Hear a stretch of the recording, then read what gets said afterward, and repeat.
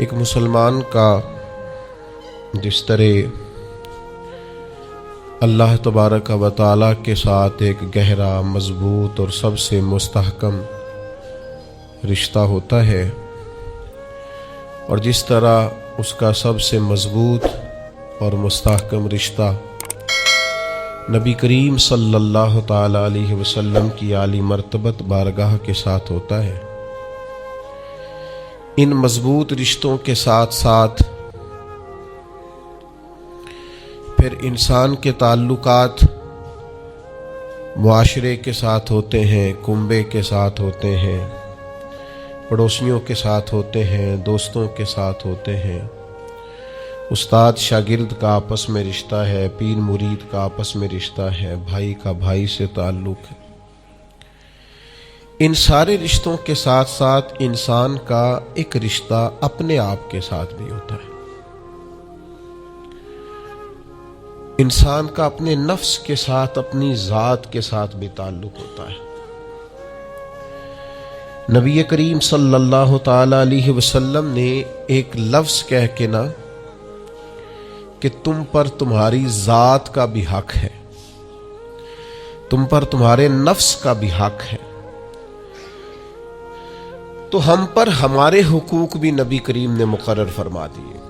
جناب عبداللہ ابن عمر خود فرماتے ہیں کہ سرکار نے مجھ سے پوچھا کہ عبداللہ یہ بات ٹھیک ہے کہ تم ہر روز ہی نفلی روزہ رکھتے ہو اور ہر رات ہی نفلی عبادت کرتے ہو؟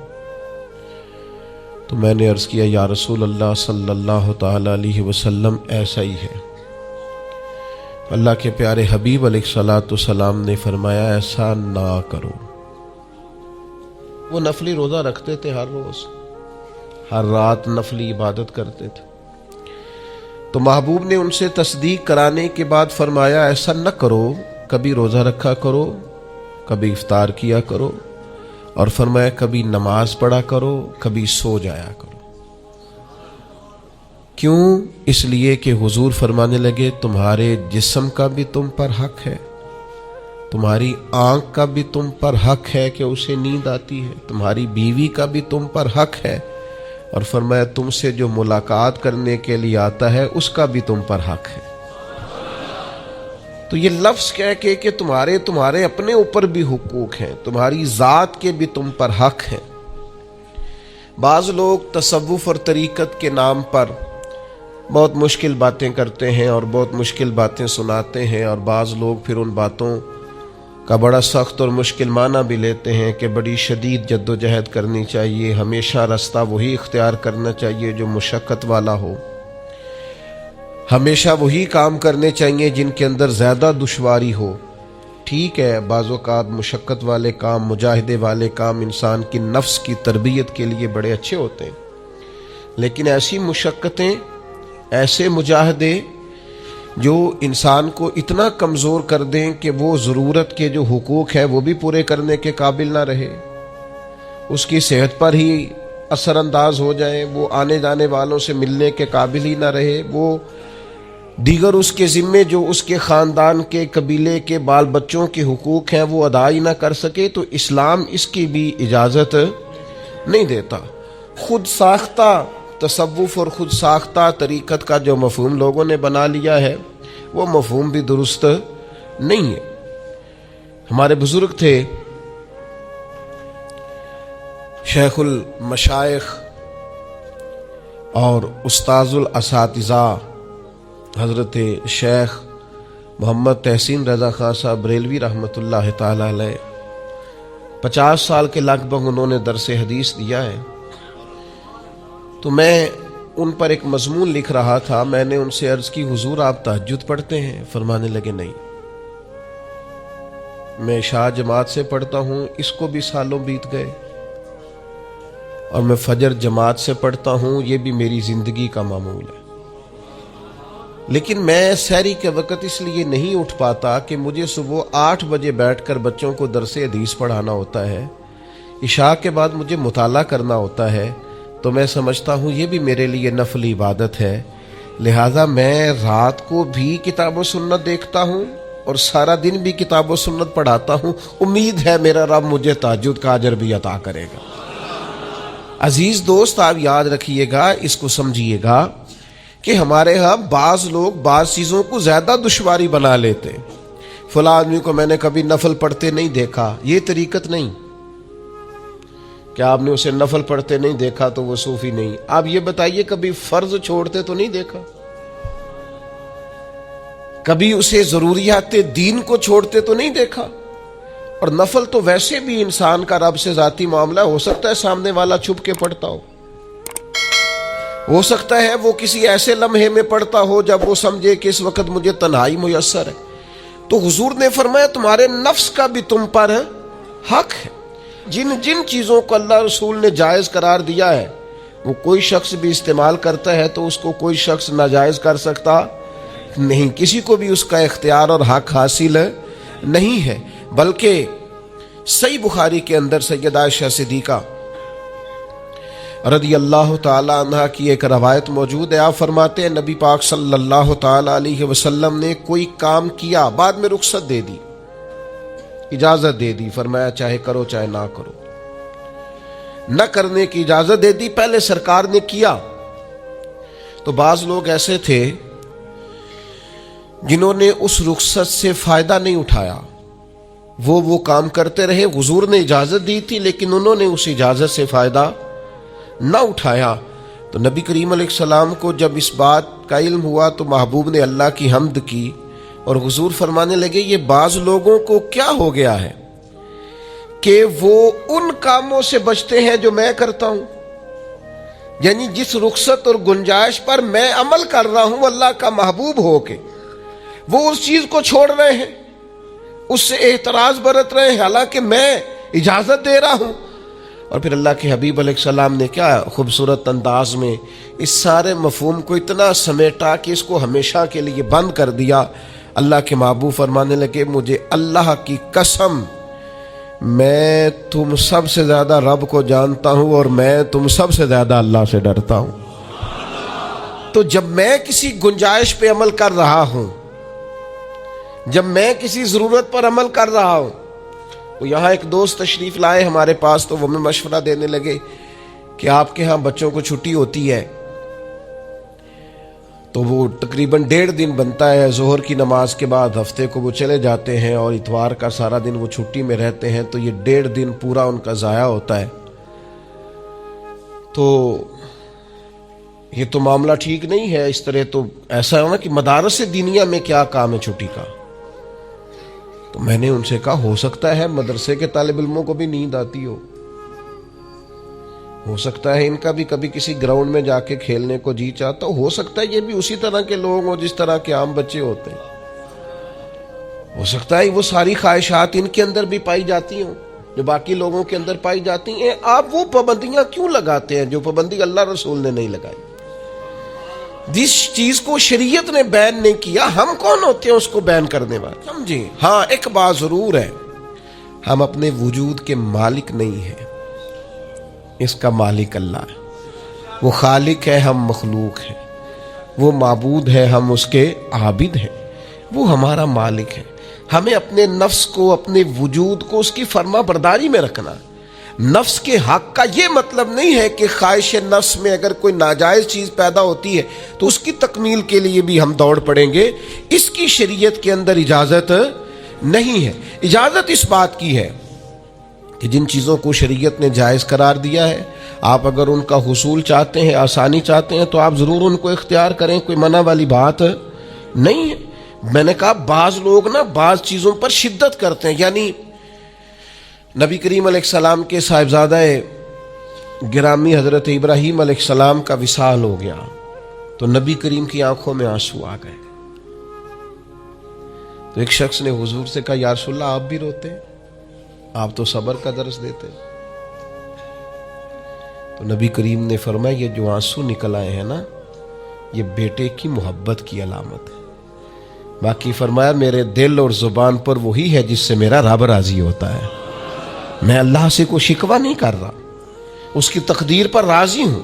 لیکن یہ کہ جو انسان پر اللہ تعالیٰ نے کچھ فطری محبت رکھی آپ اس کو بھی قبول نہیں کرتے بعض لوگ، تو کچھ لوگ بعض لوگوں پر زیادہ شدت کرتے ہیں۔ بعض لوگ بعض چیزوں کے معاملے میں زیادہ شدت کا. حضرت عمر کو نبی پاک نے کچھ نذرانہ دینا چاہا, ہدیہ دینا چاہا. ایک ہے آپ کسی سے مانگتے ہیں, ایک ہے کوئی آپ کو دیتا ہے. ان دونوں باتوں میں وہ جو تحفہ لینا دینا ہے اسے تو حضور نے فرمایا محبت بڑھتی ہے. تو حضرت, یہ صحیح بخاری میں موجود ہے, نبی کریم نے کچھ دیا تو حضرت عمر عرض کرنے لگے نہیں یا رسول اللہ ضرورت نہیں. تو محبوب نے فرمایا جو بن مانگے ملے وہ تو اللہ کی طرف سے ہے. وہ ایک صاحب مجھے کہنے لگے فلاں صاحب کہتے ہیں ہم چندہ نہیں مانگتے. تو میں نے کہا وہ زیادہ نیک ہونا چاہتے ہیں, کوئی حرج والی بات نہیں. وہ چندہ نہیں مانگتے, وہ زیادہ پرہیزگار ہونا چاہتے ہیں, زیادہ آگے بڑھنا چاہتے ہیں. ورنہ نبی پاک نے تو اعلان کیا ہے کہ تبوک پہ جانا ہے, مجاہدوں کو چندے کی ضرورت ہے. اعلان کیا کہ نہیں کیا رسول پاک نے؟ تو آپ کس کو علماء کی توہین کا پہلو بنائیں گے؟ رسول اللہ صلی اللہ علیہ وسلم نے اعلان نہیں فرمایا؟ اگرچہ مالک کے کل ہیں لیکن حضور نے اعلان کیا. اور قرآن مجید میں تو کفار نے شکوہ کیا ہے کہ رب ہم سے مانگتا ہے معاذ اللہ. اس کا معنی یہ ہے کہ اللہ فقیر ہے ہم غنی ہیں. یا آپ 28ویں پارے میں دیکھ لیں کہ رب کہتا ہے قرض حسنہ دو, تو آپ کیا معاذ اللہ یہ آیتیں دے کے اللہ پر تنقید کریں گے؟ معاذ اللہ ثم معاذ اللہ, نقل کفر نباشت کہ اللہ لوگوں سے کہتا ہے میرے راستے میں خرچ کرو, اور ایک جگہ نہیں جگہ جگہ کہتا ہے. آپ کچھ زیادہ نیک ہونا چاہتے ہیں؟ یعنی جس بات کا اللہ اعلان کر رہا ہے وَمِمَّا رَزَقْنَاهُمْ يُنْفِقُونَ, جو میں نے تمہیں دیا ہے میری راہ میں خرچ کرو, جس کا حضور اعلان کر رہے. ایک شخص کھڑا ہو کے کہتا جی ہو مولوی چندے مانگتے ہیں. او خدا کے بندے, جو کام عین کتاب و سنت میں موجود ہے, تم کو ضرورت سے زیادہ نیک ہونا چاہتے ہو تو یہ تمہارا خود ساختہ دین ہے, یہ رسول اللہ کا دین نہیں ہے, یہ تمہارا. اور لوگ ہیں کہ کہہ رہے ہیں واہ واہ بڑی بات ہے. تو اس لیے ہمارے وجود کا بھی ہم پر حق ہے. چند ایک نفس کے حقوق آج بیان کرنے. سب سے پہلا ہمارے نفس کا ہم پر حق یہ ہے کہ ہم اپنے آپ کو پہچانیں, اپنی صلاحیتوں کو پہچانیں, اپنے اوپر غور کریں. قرآن مجید نے ارشاد فرمایا کہ بل الانسان علی نفسہ بصیرہ, فرمایا بلکہ انسان خود اپنے اوپر گواہ ہے, اسے اپنا پتہ ہے. بہانے بنائے تو بات الگ ہے, یہ خود پر گواہ ہے, اسے خبر ہے. انسان عالم اصغر ہے, ہم نہ اپنے آپ کو پہچانتے نہیں, ہمیں اپنی خوبیوں کا پتہ نہیں ہوتا. یہ جو ہم استاذ کے پاس جاتے ہیں نا, یہ جو ہم مرشد کے پاس جاتے ہیں نا, وہ ہمیں نکھار کے نا تو وہ ہماری خوبیاں ہماری آنکھوں کے سامنے کر دیتے ہیں کہ یہ تمہارے اندر صلاحیت ہے. وہ تراش کے نا پتھر کو تو اسے ہیرا بنا دیتے ہیں, وہ نکموں کو کام کا بنا دیتے ہیں. وہ کیا کرتے ہیں کہ وہ ہمیں ہمارے اپنے آپ سے آگاہ کر دیتے ہیں. یعنی ہے وہی تیرے زمانے کا امام برحق جو تجھے حاضر و موجود سے بیزار کرے اور موت کی شکل میں دکھلا کے تجھے جلوہ یار زندگی تیرے لیے اور بھی دشوار کرے. وہ جو تیرا جینا اوکھا کر دینا, مشکل نہیں میں کہتا, اگرچہ اردو ہے لیکن مشکل اور اوکھا, یہ اوکھا ذرا زیادہ وزنی ہے. جو جینا اوکھا کر دے وہ درویش ہوتا ہے, جو تیرے لیے مشکل کر دے. بھائی اپنے آپ کو پہچانے, اپنے اوپر غور کریں. اللہ تعالیٰ نے بنایا ہے اور بنانے والا کہتا لقد خلقنا الانسان فی احسن تقویم. بنانے والا کہتا ہے میں نے تجھے بڑی بہترین ساخت میں بنایا. او انسان میں نے تجھے بڑا ہی سونا بنایا. کوئی تیرے ناک پر تنقید کرے تو کرے, تو کہہ تجھے پتہ نہیں یہ چاہت کس کی ہے, میں مرضی سے نہیں بنا, یہ بنانے والے نے بنایا ہے. اس نے تجھے سونا بنایا, تو اپنے آپ کو پہچانتا ہی نہیں. تو جو ہے نا خدا جانے بلندی ہے کہ پستی پر جہاں میں ہوں وہاں کوئی نہیں ہے. تو اپنے قد سے بھی پیار کر, تو اپنے رنگ سے بھی پیار کر, تو اپنے وجود کی ساخت سے بھی پیار کر. اور پھر وہ کہتا ہے تجھے بنایا, باقی سارا کچھ تیرے لیے بنایا. هو الذی خلق لکم ما فی الارض جمیعا. رب کہتا ہے زمین میں جو کچھ ہے نا میں نے سارا تیرے لیے بنایا. تجھے اللہ رسول کے لیے بنایا ہے, اور باقی زمین میں جو کچھ ہے وہ سارا تو پہچانتا ہی نہیں. ہر چیز مسخر ہے تیرے سامنے. اتنا بڑا ہاتھی ہوتا ہے اور ایک عام آدمی ہلکی سی چھڑی لے کے اسے چلا رہا ہوتا ہے. اونٹ کتنا لمبا چوڑا وزنی ہوتا ہے لیکن ایک عام آدمی اس کے ناک میں نکیل ڈال کے اسے گھما رہا ہوتا ہے. کتنی بڑی بھینس ہوتی ہے لیکن چھوٹے سے بچے نے مہار پکڑی ہوئی ہوتی ہے. ایک عام آدمی پائلٹ بن کر جہاز پہ بیٹھتا ہے اور منوں ٹنوں کے حساب سے وزن ہے، افراد ہے، لیکن ہواؤں پر سواری کر کے اسے چیرتا ہوا وہ مہینوں کی منزلیں گھنٹوں میں طے کر کے کراس کرتا ہے. تسخیر کائنات کے لیے تجھے بنایا ہے، تو سو رہا ہے، تو جاگتا ہی نہیں، تو اپنے آپ کو پہچانتا ہی نہیں. اقبال سے کسی نے کہا میں رب تک جانا چاہتا ہوں، تو اقبال کہنے لگے عجب نہیں کہ خدا تک تیری رسائی ہو، پر تیری نظر سے تو پوشیدہ ہے آدمی کا مقام.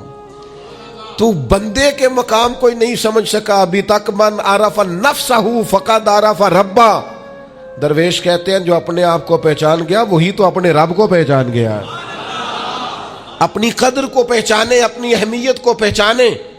آپ کے اندر بڑی صلاحیتیں پنہا ہیں. چھوٹی چھوٹی باتوں میں پریشان ہو گئے، کام نہیں ملتا، کاروبار نہیں چلتا، اور تیرے پاس بڑا کچھ ہے یار، کام نہیں بھی ملتا. تو اگر وقتی طور پر کوئی حالات خراب ہے تو اپنا قد کاٹ تو دیکھ، اپنا حسن تو دیکھ، اپنی سوچ تو دیکھ، تفکرات تو دیکھ. تجھے بنانے والے نے کوئی کمی چھوڑی نہیں، اس نے کمال کر دیا ہے، قدرت نے رنگ بھر دی ہے تیرے وجود میں. کبھی تو اپنے رب کے شاہکار ہونے کی نظر سے اپنے آپ کو دیکھے، تجھے اپنے آپ سے پیار ہو جائے، تجھے اپنے آپ سے محبت ہو جائے. وہ میں کبھی تنقید کیا کرتا تھا کہ یہ جوان شیشوں اور آئینوں کے سامنے بڑی دیر تک کھڑے رہتے ہیں. تو ایک دن ایک سادے سے بزرگ مجھے کہنے لگے یہ جو آئینے کے سامنے کھڑا ہے نا، یہ بھی رب کی تخلیق کوئی دیکھ رہا ہے. یہ کہہ رہا ہے کریم نے کمال نہیں کر دیا مجھے بنانے والا، حج نہیں کر دی. کیا حسن کے جلوے، کیا خوبصورتی اور کیا نورانیت اس نے پیدا کی ہے انسانی، اور پھر یہ جو دیا بن مانگے دیا. ایک بات یہ کہ اپنے نفس کو پہچانے، اور دوسری بات یہ ہے کہ عزت نفس کا بھی خیال کریں، اپنے آپ کو رسوا نہ کریں. اللہ نے عزت دی ہے تو اپنے آپ کو ذلت کی جگہ پر کھڑا نہ کریں، تہمت والی جگہ پہ اپنے آپ کو کھڑا نہ کریں، کبھی اپنے آپ کو اتنا کمزور نہ کریں. جھکنا ہے رب رسول کے سامنے، بلا وجہ دنیا داروں کے، سیٹھوں، نوابوں کے اور وزیروں مشیروں کے سامنے اپنے آپ کو رسوا نہ کریں. کسی کی گاڑی کے پیچھے بھاگ کے اللہ کی دی ہوئی شان کو کمزور نہ کریں، ذلت کی جگہ پہ اپنے آپ کو کھڑا نہ کریں. شریعت اسلامیہ نے مومن کا وقار کیا بیان کیا ہے. رب کریم نے فرشتوں سے جب مشورہ کیا تھا نا بندہ بنانے کے لیے، انسان کی تخلیق کے لیے، تو وَإِذْ قَالَ رَبُّكَ لِلْمَلَائِكَةِ إِنِّي جَاعِلٌ فِي الْأَرْضِ خَلِيفَةً. اللہ نے فرشتوں سے فرمایا میں زمین پہ اپنا نائب بنانا چاہتا ہوں. اوہو، کبھی آپ اس کو سمجھ جائے نا کہ یہ عزت کا تاج کیا ہے. رب کہتا ہے میں نے تجھے زمین پر اپنا خلیفہ بنایا ہے، تو نائب ہے میرا. اور کتنا تو پروقار ہے اور تو کتنا طاقتور ہے انسان، تیرے اندر کتنی صلاحیتیں ہیں. سورہ احزاب میں اللہ کریم فرماتے ہیں رب نے اپنی امانت زمین و آسمان پر رکھنی چاہی تو زمین و آسمان نے انکار کر دیا اللہ کی امانت کو اٹھانے سے. وَحَمَلَهَا الْإِنسَانُ، اور انسان نے اس امانت کو اٹھا لیا. کہا مالک میں تیری امانت اٹھاؤں گا، میں تیرا نام لے کے گلیوں میں گھوموں گا، میں تیری توحید کے ڈنکے بجاؤں گا. حضرت انسان نے کہا میں تیرے نام کے نعرے لگاؤں گا، میں تیری عبادت کروں گا، میں تیرے لیے نکلوں گا، میں تیرے لیے خیرات کروں گا، میں تیرے رستے میں اپنی صلاحیت. وَحَمَلَهَا الْإِنسَانُ، انسان نے امانت اٹھائی اور کہا مالک میں نکلوں گا تیرے نام کی سربلندی کے لیے، میں تیرے نام پر جہاد کروں گا. اگر جان دینی پڑی تو دعائیں مانگ مانگ کے کہوں گا مالک میں تیرے رستے میں شہید ہونا چاہتا ہوں. اللہ کی امانت کو حضرت انسان کیوں اپنے آپ کو رسوائی والی جگہ پہ کھڑا کرے، کیوں کمزور کرے. بہت پہلے کہا تھا، فقیر آدمی ہوں، جو باتیں کہتا ہوں کوشش کرتا ہوں سوچ سمجھ کے کہوں. بہت پہلے کہا تھا میں نے کہ جو اپنی برادری کو بڑا جانتا ہے اس کی زیادتی نہیں، زیادتی اس کی ہے جو اپنی برادری کو سب سے چھوٹا جانتا ہے. تو بڑا نالائق ہے، تو کہتا ہے میں چھوٹی برادری میں پیدا ہوا ہوں. تو مرضی سے پیدا ہوا ہے، یہاں تجھے تیرے رب نے پیدا کیا ہے. جو ماں تیرے، میں نے ایک دفعہ کہا کچھ دوستوں سے، کہنے لگے کدھر جا رہے ہیں؟ میں نے کہا اپنے والد صاحب کے مزار پہ. کہنے لگے پیر تھے؟ میں نے کہا نہیں. عالم تھے؟ میں نے کہا نہیں. کسی بہت بڑے ادارے میں کسی صدر نشین کی سیٹ پہ بیٹھتے تھے؟ میں نے کہا نہیں. وہ ٹریکٹر پر بیٹھ کر کھیتوں میں ہل چلاتے تھے، شام کو بھینسوں کا دودھ دھوتے تھے. وہ کسان تھے، وہ محنت کرتے تھے. پھر وہ تاجر تھے، چھوٹی سی تجارت کرتے تھے. لیکن مجھے اگر کوئی کائنات میں پوچھے گا نا خوش نصیب کتنے ہو، تو میں کہوں گا میں نے اس طرح کا باپ نہیں دیکھا جس طرح کا اپنا باپ دیکھا. اس لیے کہ میری شخصیت میں اگر کوئی نکھار ہے تو سب سے زیادہ رنگ میرے ابا جی کے بھرے ہوئے. میں کیسے انکار کروں؟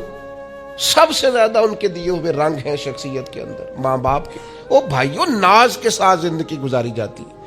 کبھی اپنے آپ کو رسوائی والی جگہ پہ کھڑا نہ کریں، کبھی اپنے آپ کو کمزور نہ کریں، مضبوط رہیں، طاقتور رہیں.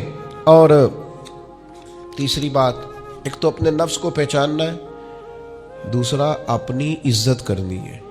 کس کی عزت کرنی ہے؟ اپنی عزت کرنی. تکبر نہیں کرنا، اپنی عزت کرنی ہے. عربی کے کسی شاعر نے کہا تھا جو اپنی عزت نہیں نہ کرتا اس کی عزت بھی کوئی نہیں کرتا. اب وہ آپ نے ایک عام محاورہ سنا ہوگا، اپنی عزت بندے کے اپنے ہاتھ میں ہوتی ہے. اس کا معنی کیا ہے؟ آپ کبھی بھی کوئی ایسا کام نہ کریں جس سے آپ کی ذلت ہو. آپ اپنی عزت کریں، آپ اپنی تکریم کریں، آپ اپنے وقار کو بلند رکھیں. آپ کبھی بھی اپنے لہجے کو، معیار کو کمزور نہ ہونے دیں. آپ فکری توانائی کا ہمیشہ مظاہرہ کریں، طاقتور رہیں، کمزور نہ پڑے کبھی بھی. اور تیسرا یہ ہے کہ اپنے نفس کی تربیت کریں. جس طرح انسان اپنے وجود کی نشو و نما کرتا ہے نا، وہ کہتا ہے یہ کھاؤں گا تو طاقت ہوگی، یہ کھاؤں گا تو بیمار ہوں گا، یہ کھاؤں گا تو میں فریش رہوں گا، یہ کھانے سے میری طبیعت میں درد ہوگی. اسی طرح وہ اپنی تربیت کرے، اپنی نشو و نما کرے، اپنی روحانی تربیت پر توجہ دے. وہ دیکھے یہ کام کرنے سے میری طبیعت گناہ کی طرف مائل ہوتی ہے، اس بری صحبت میں بیٹھنے سے میرے اندر بعض بری چیزیں آتی ہیں، اس کے پاس بیٹھنے سے سوچے میری گدلی میلی کچیلی ہوتی، اور اس شخص کی صحبت جو ہے وہ مجھے تازہ کرتی ہے، اللہ کے قریب کرتی. تربیت نفس پر توجہ دیں، اپنی باطنی کیفیات کو ملاحظہ کریں. اپنی تربیت سب سے زیادہ انسان خود کر سکتا ہے. بل الانسان علی نفسہ بصیرہ. انسان خود اپنے اوپر گواہ ہے. وہ خود محسوس کرے کہ کہاں کہاں میرے اندر غلطیاں ہیں، کہاں کہاں میرے اندر کمزوریاں ہیں. وہ ان ساری چیزوں پر متوجہ رہے. ڈاکٹر نے دوائی دینی ہوتی ہے، اور دوائی دینے کے بعد وہ کہتا ہے یہ نسخہ ہے اور یہ کھانے کی ترتیب ہے اور یہ آپ کی پرہیز ہے. اب مریض کہے کہ جناب ڈاکٹر صاحب کوئی نظر کریں آپ تاکہ میں نہ نظر سے ٹھیک ہو جاؤں، تو ڈاکٹر کہے گا میری نظر یہی ہے جو میں نے نسخہ لکھا ہے نا، یہی نسخہ ہے، یہ دوائی کھائیں. یہ وہ لوگ آتے ہیں پیر صاحب کے پاس، کہتے ہیں کوئی نظر کریں میں نیک ہو جاؤں. بھی پیر صاحب نے نسخہ بتایا نا، 5 نمازیں پڑھو، نماز کے بعد یہ والا ذکر کرو. پیر صاحب نے بتایا نا اس کام سے پرہیز کرو، تو آپ ان بات مانیں انشاءاللہ اللہ شفا عطا فرمائے گا. آپ اس نسخے پر، وہ پیر فیض الحسن شاہ صاحب رحمۃ اللہ علیہ آلو مہار شریف والے فرمایا کرتے تھے، مرید کہندے نے سانو نمازاں نہ پڑھاؤ، اللہ اللہ نہ کراؤ، ایویں ہی پہنچاؤ. تو کہتے ہیں یہ ایویں والا کام ہو سکتا؟ ہاں، جو شریعت کے احکام ہے وہ تو سارے کرنے پڑتے ہیں. اور پھر لوگوں کو نا ایسے موقع پہ بابا بلے شاہ جی یاد آ جاتے ہیں. کہتے بلے شاہ نو مرشد ملے ہے تے انہیں ایویں جا بخشایا ہے. او نا 300 پہلی زمین ہوندی سی بابے بلے شاہ دی، انہیں سارے دیتی دی اللہ دی راہ وچ. ایویں جڑا جے نا وہ اے والا ایویں جے. نیرا شعر نہ پڑھو، پیچھے پلٹ کے دیکھو تو صحیح اس شخص نے کمال کیا کیا ہے. مجھے اتنا نظر آ رہا ہے. وہ بلے شاہ نو مرشد ملیا جنہیں ایویں جا بخشایا، وہ ایویں ان کی عاجزی ہے، وہ ان کی عاجزی ہے، وہ انکساری ہے. وہ کہتے ہیں کہ مجھے بہت زیادہ مشقت نہیں کرنی پڑی، ایک ہی مرشد سے سارا کچھ مل گیا ہے. یہ اس بات کا ترجمہ ہے، اس کی تشریح ہے. من مانی باتیں، من مانی آپ تربیت اپنی کریں, اپنے اوپر غور کریں. اور چوتھا, ہمارے نفس کا ہم پر حق یہ ہے کہ اپنے نفس کا احتساب کریں, اپنی نفس کو اللہ کی رضا کے مطابق ڈھالیں, اس کا محاسبہ کریں. جو لوگ حساب کتاب نہیں نہ رکھتے, ہمارا ادارہ ذرا بڑا ہوا ہے تو ہم نے اسپیشل اکاؤنٹ میں پکا بندہ رکھ لیا ہے. پہلے ایک دوست کام کرتے تھے رضا کارانہ طور پر, شام کو بیٹھتے حساب کتاب کر دیتے. کمیٹیوں میں ایک شخص کیشیئر ہوتا ہے. پھر اب ادارہ بڑا ہو گیا, نظم بڑا ہو گیا, کام بڑا ہو گیا. اب وہ ایک آدمی شام کو اگر بیٹھے گا تو کرے گا نہیں, تو مستقل ایک صاحب ہیں جو ڈیوٹی کرتے, نظام کو دیکھتے. کیونکہ اگر حساب کتاب نہ رہے تو چیزیں ٹھیک چل سکتی. سب سے زیادہ وہ تاجر ناکام ہوتا ہے جو کمائی کرے اور خرچ کا حساب ہی نہ رکھے, جس کو پتہ ہی نہ ہو آمدن خرچ میں بیلنس کیا ہے. اس لیے حضرت عمر رضی اللہ تعالیٰ عنہ ارشاد فرماتے ہیں, اپنا حساب کرو اس سے پہلے کہ قیامت میں تمہارا حساب کیا جائے. اپنے نفس کا محاسبہ ضرور. ہم نہ ساری زندگی دوسروں کا حساب کرتے رہتے ہیں, فلاں کہاں سے کماتا ہے, کہاں کھاتا ہے, کہاں پہنچ گیا, کون سی سیاست کی, کس کے پاس اٹھتا بیٹھتا ہے, کہاں سے آتا جاتا ہے, چالاک بڑا ہے, فلاں سے مل گیا. اور ساری زندگی دوسروں کا خیال رکھتے گزر گئی. اس سے آدھا بھی کبھی اپنا رکھا ہوتا نا, تو بات کہاں سے کہاں پہنچ جاتی. محاسبہ نفس کرنا, اور کتنا کرنا ہے, اس نفس کو قابل بنانا ہے. حضرت سیدنا عبداللہ ابن سلام رضی اللہ تعالیٰ عنہ نے لکڑیوں کا گٹھا, پرانے زمانے کے اندر ایندھن لانا, لکڑیاں اکٹھی کر کے لانا, یہ بھی روزمرہ کی ڈیوٹیوں میں سے ایک ڈیوٹی ہوتی تھی. وہ ڈیوٹی آج کل ہم ماہانہ گیس کا بل دے کے پوری کرتے ہیں. یہاں اب بھی اس کی ایک صورت ہمارے پاس ہے کہ بہت سارے لوگوں نے سلنڈر اٹھائے ہوتے ہیں, گیس بھروانے جا رہے ہیں. تو اس سے کچھ عرصہ پہلے یا آج بھی دیہی ماحول کے اندر بعض لوگ شام کو لکڑیاں اکٹھی کر کے لاتے تھے کہ وہ آئیں گی تو کھانا پکے گا ایندھن کے لیے. حضرت عبداللہ ابن سلام رضی اللہ تعالیٰ عنہ لکڑیاں اپنی پشت پہ رکھے ہوئے ہیں, گھر کی طرف آ رہے ہیں. تو ایک شخص نے آپ سے کہا کہ جناب حد ہو گئی, گھر میں بیٹے بھی موجود ہیں, غلام بھی موجود ہیں, اور آپ یہ کام خود کر رہے ہیں. تو حضرت عبداللہ ابن سلام فرمانے لگے, بیٹے بھی موجود ہیں اور غلام بھی موجود ہیں, اور ایک بات اور بھی شامل کر رہا ہوں, اللہ کے فضل سے میرے بچے اور میرے خادم میرے فرما بردار بھی ہیں, بات بھی مانتے ہیں. لیکن فرمانے لگے میرا نفس نہ تھوڑا بڑا ہو گیا تھا. یہ مجھے کہہ رہا تھا تو بہت بڑا آدمی ہو گیا ہے, تو بہت بڑا شخص ہو گیا, تیری بڑی شخصیت ہو گئی ہے. فرمایا یہ جو ذرا لکڑیوں کا گٹھا پشت پہ رکھا ہے نا, یہ رکھا پشت پہ ہے, لیکن ذرا حساب اپنے نفس کا کر رہا ہوں, محاسبہ نفس کر رہا ہوں, اسے سمجھا رہا ہوں کہ اتنا بڑا ہونے کی ضرورت. ہمارے بزرگ فرمایا کرتے تھے آخر تک اپنے استادوں کی بارگاہ میں حاضری دینی ہے. میرے اسا فرمایا کرتے آخر تک اپنے مشائخ سے جڑے رہنا ہے, آخر تک اپنے اساتذہ کے پاس آنا جانا. کچھ لوگ بے نیاز ہو جاتے ہیں نا, خود عالم ہو گئے اب استاد گئے, خود بڑے ہو گئے اب گئے. کہتے تھے آخر تک جانا, اس لیے کہ بعض لوگوں کے پاس جانے سے انسان کو لگتا ہے کہ نہیں مجھ سے بھی بڑے موجود ہیں. ان کے پاس بیٹھنے سے احساس ہوتا ہے کہ میں اتنا بڑا نہیں ہوں. اور بڑا بھی ہمیشہ وہی ہوتا ہے جس کا کوئی بڑا ہوتا ہے, جس کا کوئی بڑا ہی نہیں وہ کیسے بڑا ہوگا. تو اللہ تعالیٰ نے بھی ہمیں قرآن مجید کے اندر یہ حکم دیا, یا ایھا الذین آمنوا اتقوا اللہ ولتنظر نفس ما قدمت لغد. اے ایمان والو اللہ سے ڈرو اور ہر جان حساب کرے, محاسبہ کرے, دیکھے کہ اس نے کل کے لیے آگے کیا بھیجا. کل کے لیے اس اپنا حساب کرنا ہے, محاسبہ نفس کرنا ہے. یہ نفس کا حق ہے. جس طرح کپڑے میلے ہو جاتے ہیں تو آپ پریشان ہوتی ہیں کہ یار یہ میلے ہو گئے بدلنے چاہیے. جوتے ٹوٹ جاتے ہیں تو آپ خیال کرتے ہیں یار مجھے آنا جانا ہوتا ہے, یہ مجھے ٹھیک کرنے چاہیے. تو نفس پر میل کچیل چڑھ جاتی ہے, لوگ حساب ہی نہیں کرتے.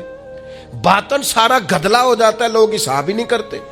اندر سارا کمزور ہو جاتا ہے, حساب ہی نہیں کرتے. اس نفس کا حساب کرنا ہے, محاسبہ کرنا ہے. اس کا بھی حق ہے.